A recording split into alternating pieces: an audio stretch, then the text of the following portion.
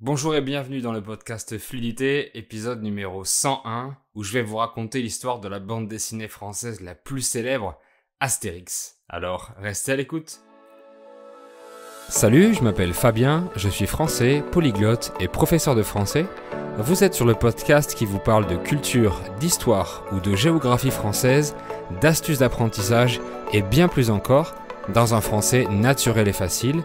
Bienvenue dans le podcast Fluidité. Avant de commencer, je vous invite à rejoindre notre club VIP. C'est un club privé sur Patreon où vous avez des contenus additionnels pour approfondir et étudier mes contenus. Alors pour chaque épisode ou vidéo, vous avez la liste du vocabulaire en PDF, les transcriptions bilingues, la version audio MP3 à télécharger et un autre podcast où j'explique la grammaire que j'ai utilisée en contexte. Le club VIP, c'est aussi une communauté de plus de 200 membres. On discute ensemble sur le groupe Telegram et sur le forum Discord où on fait des réunions en groupe. Vous pourrez pratiquer votre français, trouver ou partager des ressources avec des amis qui s'aident les uns les autres. Donc je vous mets le lien sur les plateformes de podcast et sur YouTube pour vous inscrire.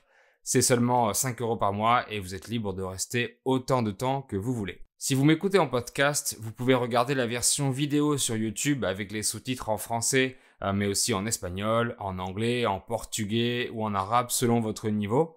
Donc je vous laisse le lien dans la description de l'épisode pour pouvoir y accéder. Astérix est une bande dessinée française, l'une des plus connues en France et qui est également populaire dans le monde entier. Astérix, c'est le nom du héros, du personnage principal. Donc il fallait obligatoirement que je vous en parle dans le podcast.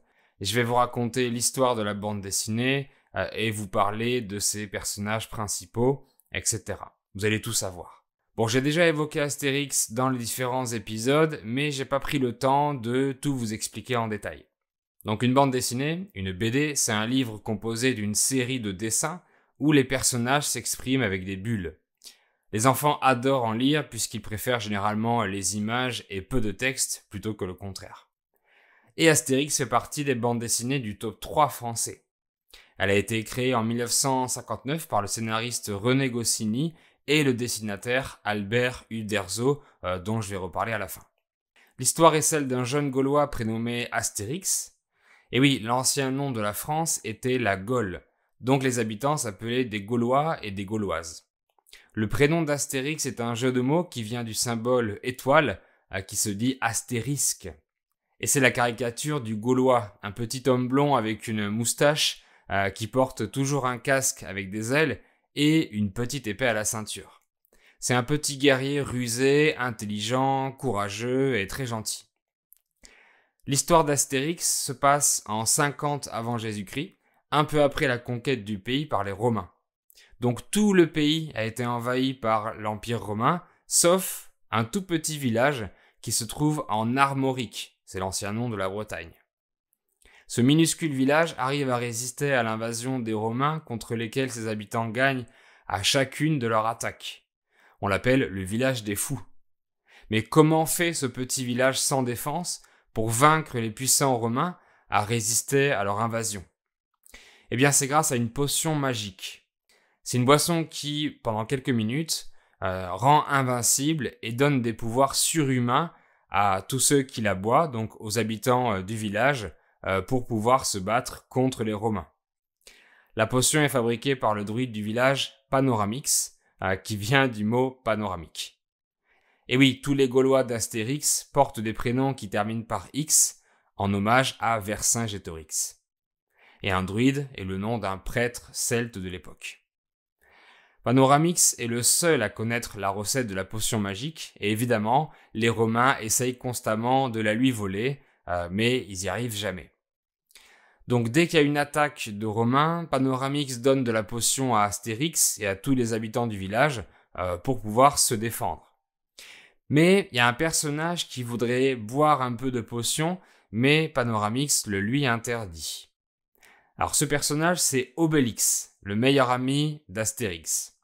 Son prénom vient de l'obélisque, ce type de monument haut et pointu qu'on trouve dans certaines villes, comme celle de la Concorde à Paris. On peut aussi penser que son prénom vient de l'obèle, c'est le nom du symbole de la division. Obélix est un homme plus grand qu'Astérix et avec une forte corpulence. Il est trapu et costaud, donc grand, musclé, mais aussi un peu gros. Par contre, il déteste qu'on lui dise qu'il est gros et ça l'énerve beaucoup. Il dit qu'il est juste un peu enveloppé. Il mange beaucoup, il adore les sangliers et il s'en mange un entier à chaque repas. Il a les cheveux longs et il porte toujours 2 tresses sur les côtés. En fait, il a jamais de t-shirt, il a une sorte de pantalon remonté en haut jusqu'à la poitrine comme ça. Obélix est le stéréotype d'un homme pas très malin, un peu brut, malgré qu'il soit quand même sensible et affectueux. Son métier est tailleur de pierre, qu'on appelle des menhirs, comme celle de Stonehenge. Il arrive à porter des menhirs dans son dos parce qu'il a une force surhumaine, vu qu'il est tombé dans la potion magique de Panoramix quand il était petit. Donc c'est pour ça que le druide lui interdit de boire de la potion, et à chaque fois qu'Obélix veut en boire, Panoramix lui dit « Non Obélix, tu es tombé dedans quand tu étais petit ». Un autre personnage que je veux vous présenter, c'est Idéfix, dont le prénom est un jeu de mots avec idée fixe. Quelqu'un qui a les idées fixes veut dire qu'il sait ce qu'il veut. Et c'est le chien d'Obélix. Il est petit, blanc, avec le bout des oreilles et de la queue noire. Idéfix est généralement très malin et il sauve souvent Astérix et Obélix de certaines situations délicates. Mais parfois il boude et n'obéit pas aux ordres. C'est aussi pour ça qu'Obélix est très attachant parce qu'il a ce tout petit chien mignon. Un autre personnage récurrent de la BD, c'est Abraraccourcix. Son prénom est un jeu de mots qui vient de l'expression « tomber sur quelqu'un à bras raccourcis ». Raccourcir quelque chose signifie rendre quelque chose plus court, et l'adjectif raccourci veut dire plus court qu'avant. Et cette vieille expression peu connue veut dire intercepter violemment quelqu'un. En tout cas, Abraraccourcix est le chef du village d'Astérix. On le voit toujours debout sur un bouclier porté par ses guerriers. On peut aussi parler de Falbala. C'est une jolie jeune femme dont Obélix est amoureux, donc il la drague constamment, mais en vain. Sauf dans un album où elle lui fait un petit bisou. Et vu que l'histoire se déroule à la même époque que l'Empire romain, un autre personnage important est Jules César, que j'ai pas besoin de présenter, et qui apparaît dans la BD comme un dictateur et en tant qu'empereur romain. Bien sûr, il est très énervé par le fait qu'un seul village de Gaule résiste à l'Empire romain, donc il essaye coûte que coûte de l'envahir. Donc la bande dessinée raconte les aventures de ces Gaulois dans différentes situations et dans différents pays durant l'Antiquité. Au total, ce sont 39 tomes qui composent la série, dont le premier s'appelle Astérix le Gaulois, sorti en 1961. Et le dernier date de 2021. Astérix est faite pour tous les âges, parce qu'il y a des gags très drôles, il y a de vraies références historiques, mais aussi politiques ou culturelles de notre monde moderne, que les enfants ne comprennent pas, alors que les adultes si. Donc les Français ont beaucoup d'affection pour la BD, surtout qu'elle date des années 60, donc la majorité l'ont lue quand ils étaient enfants. La série est avant tout humoristique et parodie la société française contemporaine grâce à ses stéréotypes, mais aussi des traditions et coutumes emblématiques de pays étrangers. Il y a un passage très connu dans Les 12 travaux d'Astérix qui se moque de la mauvaise façon dont les formalités administratives françaises sont gérées, et Astérix et Obélix doivent juste trouver un formulaire en fait. Et juste le fait de récupérer ce formulaire, c'est une tâche vraiment très très très compliquée. Donc c'est plutôt très très marrant. On compare souvent les Français aux Gaulois du village d'Astérix en nous appelant les irréductibles, ce qui veut dire qu'on refuse le changement et qu'on se révolte. Astérix plaît autant parce que tout le monde se reconnaît dans les personnages de la BD, et en effet, Astérix s'est vendu au total à 370 millions d'exemplaires, ce qui en fait la deuxième BD la plus vendue du monde, après One Piece. Les livres ont été traduits dans 110 langues, et les aventures d'Astérix ont été adaptées au cinéma dans 4 films en images réelles, déjà sortis à ce jour, et un 5e qui sortira le 1er février 2023. Le plus connu de ces films étant Astérix Mission Cléopâtre, qui a fait un carton au cinéma avec plus de 14 millions d'entrées. On y retrouve beaucoup d'acteurs célèbres, comme Gérard Depardieu dans le rôle d'Obélix, Christian Clavier qui joue Astérix, ou encore Monica Bellucci en Cléopâtre. Il y a eu aussi 10 dessins animés et plusieurs séries d'animation, et une série Netflix verra le jour prochainement. Je le disais tout à l'heure, mais Astérix a aussi son propre parc d'attractions en France.